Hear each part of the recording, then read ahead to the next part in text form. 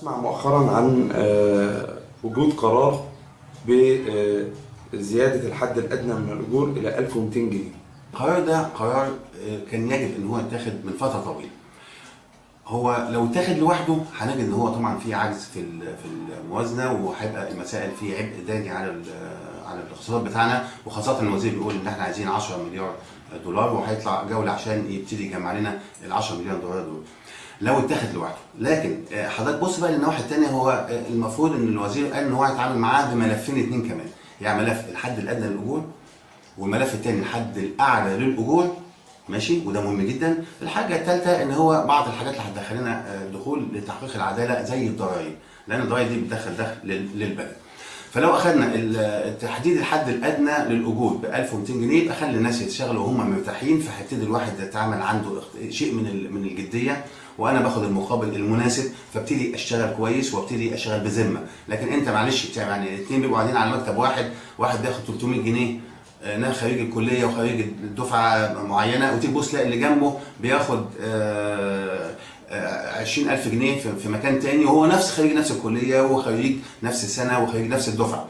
الامور دي خلت الناس يتعاملوا مع، يقول لك انا كان البلد مش بلده. احنا دلوقتي في نظام جديد، التحديد لحد الان الاجور بال 1200 ده اقل حاجه ممكن يعملوها، وده شيء كويس نفسيا، هيزود الانتاج بان كل واحد نفسيا يتاهل ان هو استريحت شويه اشتغل ادي حق الشغل. لان فعلا كان واحد يقول لك ايه يا عم دول بيدونا ايه، بيدونا ملاليم، ما انا هشتغل بايه يعني؟ اسيب المصلحه بتاعتي، اسيب مثلا المدرس يسيب المدرسه ويقول لك اطلع عندي دروس خصوصيه، ما هو هيديني ايه؟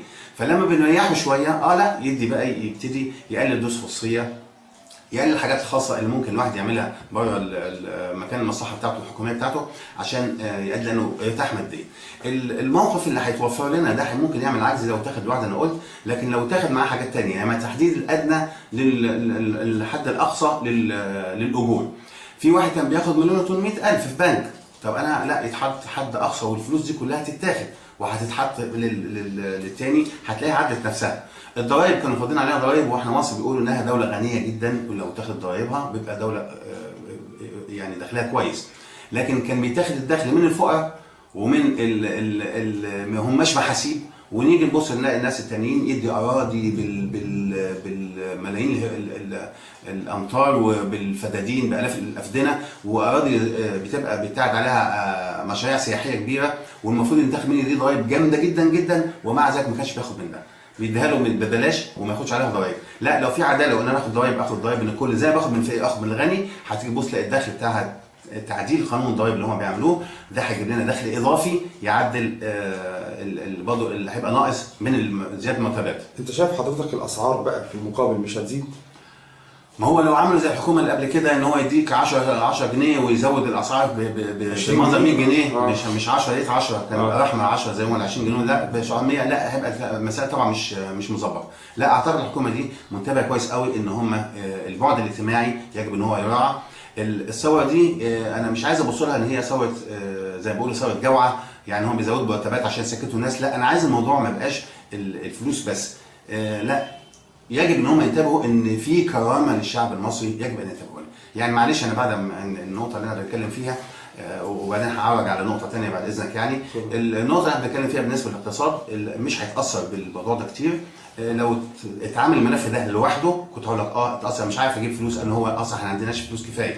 لكن لو اتعامل مع ان هو عداله في الضرايب وعداله في توزيع الاجور بالنسبه لنا، ما يبقاش في حد ادنى بس، يبقى في حد اقصى كمان للاجور، اعتقد انها هتمشي نفسها وهتسوي نفسها مع الاهتمامات بالنواحي الاقتصاديه الاخرى. انا بقول ان اللي هياخد مرتب كويس هيؤدي انتاج كويس، هيزود عجله الانتاج وهيخلي الناس يبقى مرتاحين، ما يبقاش انا كده. فده مبدئيا من الناحيه الاقتصاديه، لكن انا مش عايز ابص لها بالمنظر ده بس. حضرتك شوف الاثنين اللي محافظين اللي تعينوا جديد في الداخليه معترضين عليه، وبتاع برضه السيد هنا معترضين عليه مش عشان ان هو قبطي ومسيحي، مش ده الكلام، لا مش عايزين احنا الامور تتشوه وتلف لفه ثانيه، لا هم معترضين انك انت تجيب لنا واحد بتاع شرطه ولواء وتحطه لنا، وانت قبل كده ومصر انك انت تجيبه لي بديانه معينه او نظام معين. لا المفروض ما ننظرش للشخص بديانته، انا اشوف كفاءته.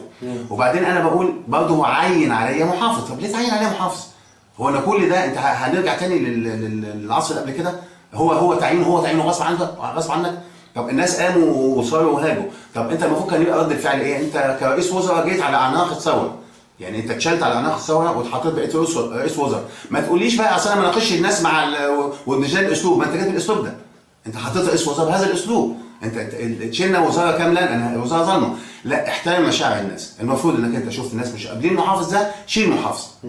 يعني ده اللي هيتعامل معاهم. طب افرض الناس راحوا بيوتهم فعلا وجه المحافظ ده وبقى قاعد على المحافظ، انا مش قابله وهو مش قابلني، عارف ان انا مش انا كشعب مش عايزه، وهو يعني هيتعامل معايا ازاي؟ وانا هو محافظ بالنسبه لي لا يعنيني في شيء.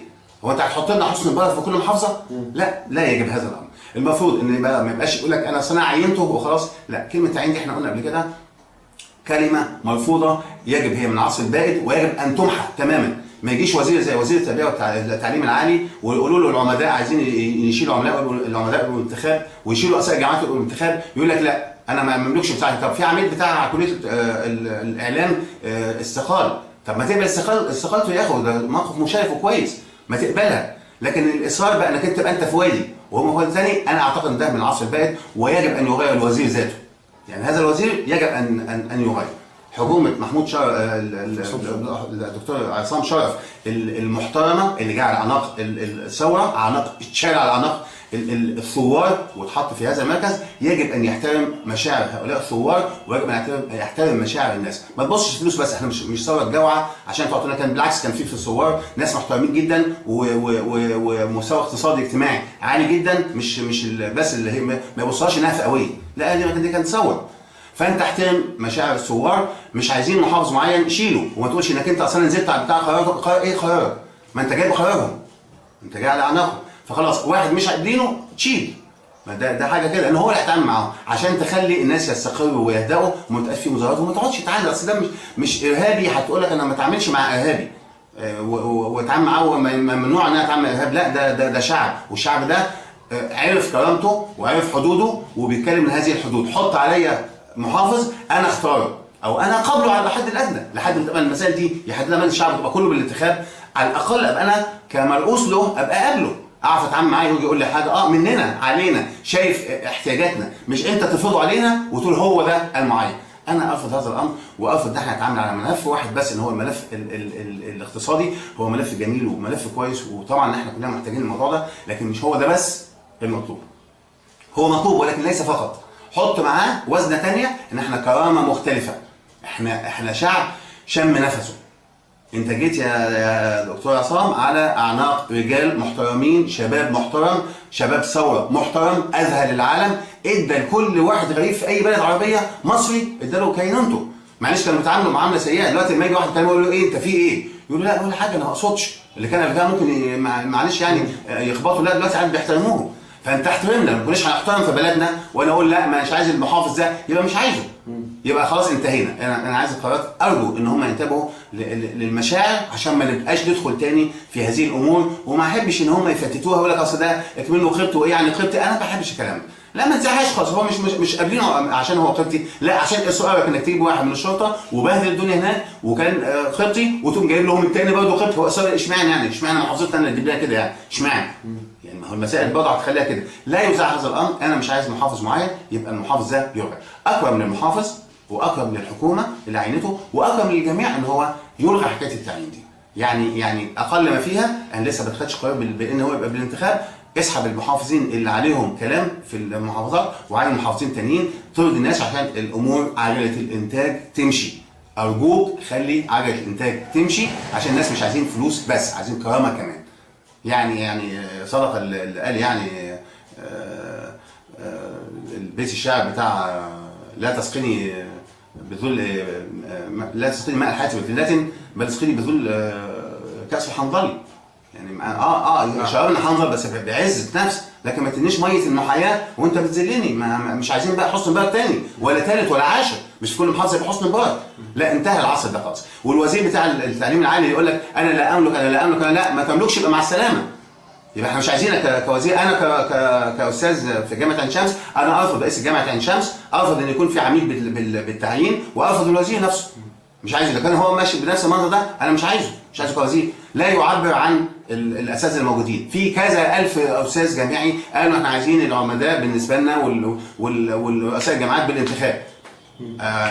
ايه يعني هو جاي فرض وخلاص انت في اتجاه هو كده زي الساعه الثانيه هي كده الساعه زي ما اتكلمنا في الساعه البيولوجيه، هو كده الساعه تتاخر عن ساعه تاخر، لا مش هو كده بقى خلاص انتهى العصر ده. ويجب ان يدرك هذا الامر وزير التعليم العالي، ويجب ان يدرك هذا الامر رئيس الوزراء. شكرا جزيلا.